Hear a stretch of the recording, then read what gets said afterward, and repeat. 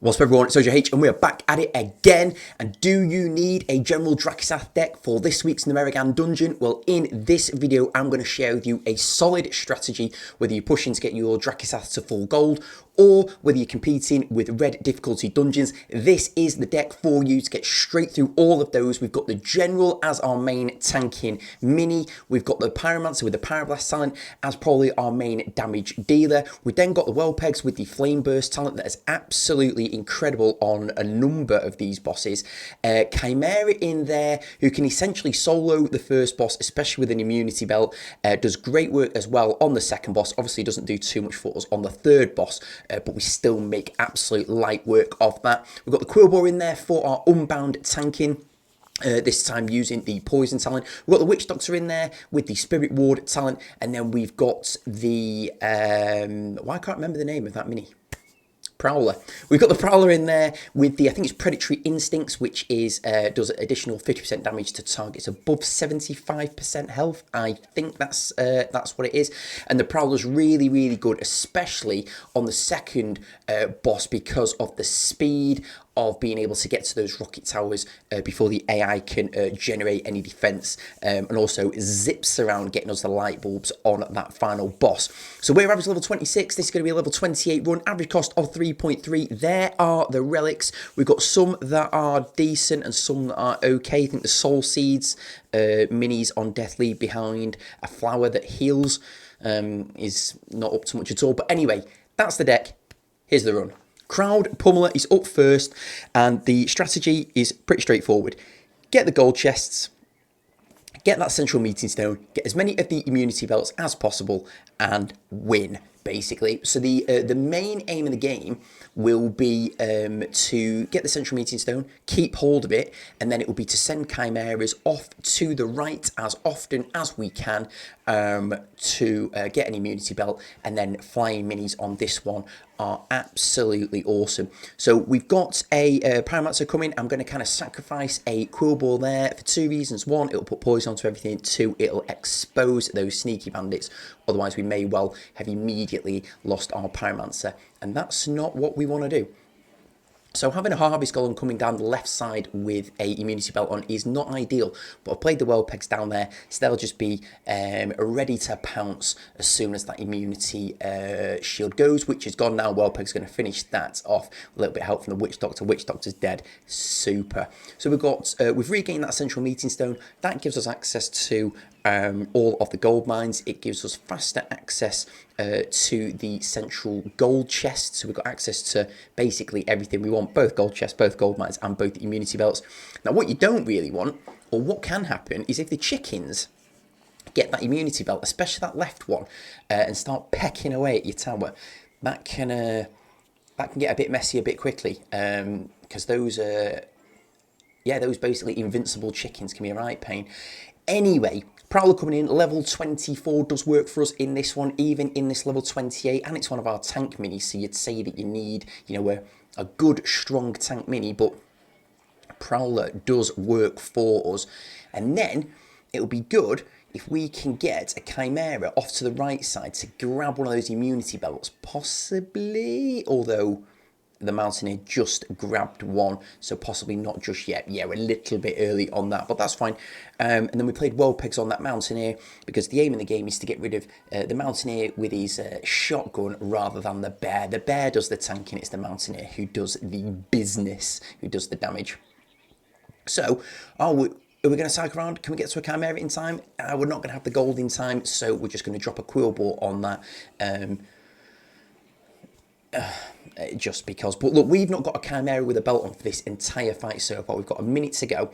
Crowd Pummeler is down to about, I don't know, 10-15% health, and that's been mostly because of Ojh&x Flame Burst and then the first hits from them. We've controlled that central meeting stone. We're going to try and get the belt again. Can we get a belt on the Chimera? Like, that's the whole point. That's like my main. No, we've got the belt on a Kobold. Great stuff. Anyway, that's going to be the end of that. Chimera is going to make light work of that. That is Crowd Pummeler out the way. Right, let's get on to this next one.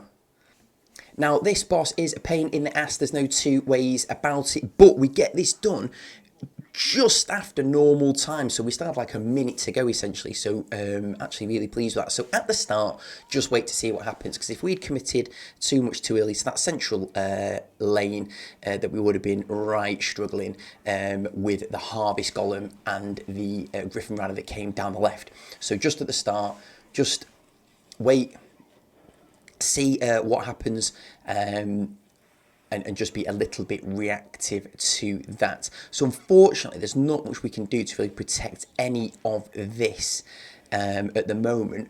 But Whelpegs coming down, and because you play the Whelpegs into the gas, into the the poisonous gas, they explode immediately. So the MVP tactic here is to play a Quillbore on the rocket tower, play the Whelpegs, and they will burst immediately. Just like I've done there. So I played a Prowler to put some pressure on. I played the Whelpegs immediately. Whelpegs deleted the Mountaineer, and with a combination of the Flame Burst and a combination of their attack that they do as well, we took that tower in like one go. That Siege Tower is ours. Good for us because we can now start mining. Now, if there's a push coming in like this, which is Spiderlings and Dark Spear Troll, you don't need to commit any minis to that. Your Rocket Tower will be able to deal with that all by itself, as long as it's got a reasonable amount of health. We've taken about half damage there. We might need to play something on this slot. Yeah, we'll play a Witch Doctor. Witch Doctor's going to do that, so you don't need to commit, because the point of what I've slightly missed, because I've been chatting away through it and concentrating on other things, is over on the right hand side we've clearly put together some sort of push over there. Probably again Whelpegs for the Flame Burst, and Quillbore and stuff like that probably. So we played a General Drak off to one side. We've protected the Rocket Tower. That Harvest Golem's going to go down. Them Spiderlings have gone down. And now, again, we've got pressure coming from both sides. But Whelpeg's going to come and do a great job for us of firstly getting rid of the Mountaineer, and then getting a few hits on the Bear as well. Now, the AI is pressuring us on both sides here. So we really do need to make sure that we don't lose either of these towers, because we know it's hard enough to get all of the towers in the first place. So the last thing we want to be doing is giving them up easily. We just about managed to hang on. Again, though, our defensive minis here, so Drak being 25 and Quillbore being 20, not Quillbore, Prowler being 24. We are in a 28, so it's not all bad. Whelpeg's going to come down here, do a really good job for us. A defensive Quillbore. We are sort of hanging on a little bit here, aren't we? But at some point we're going to turn all this defense into offense. We are winning that chest in the middle, and we're going to Whelpegs onto the boss. We've got a Prowler down there as well. The boss's big frontal spawns our Whelpegs. We've got a Quillbore down to distract.